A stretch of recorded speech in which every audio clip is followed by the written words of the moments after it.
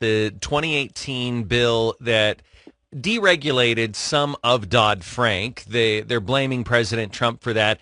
I know you were a big part of passing that bill, and I would imagine you have some pushback on the left and the media blaming that deregulation for what happened this past week. Absolutely, and I'm glad for the question. I was the prime sponsor. I wrote that bill with a number of my colleagues, and by the way, it was a bipartisan bill that passed the Senate with a veto-proof majority. Wow! And it did.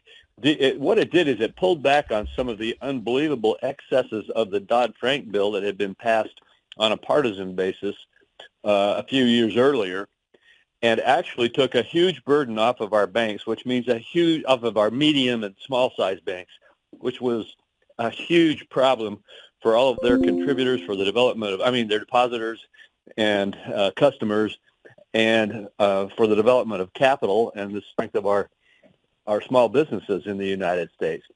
So here we get now to these two bank failures, and immediately the administration and their allies on the left go into an effort to shift the blame for what really happened back to that bill. The reality is that bill gave the Federal Reserve flexibility to tailor its capital regulations in order to make sure the banks are adequately capitalized, and the Federal Reserve has done so. The issue we had with the banks here was not a capital issue. These banks were actually adequately capitalized under the rules. This was a liquidity issue.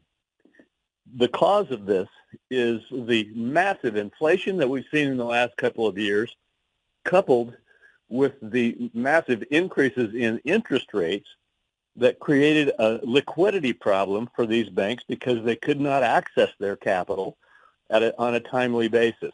Yeah. And so the whole fault of this, the fault of this goes to the bank managers who didn't manage this well, to the president and his policies that created this risk, this basic interest rate risk for the banks, and to the regulators who did not adequately see what was developing in these two banks.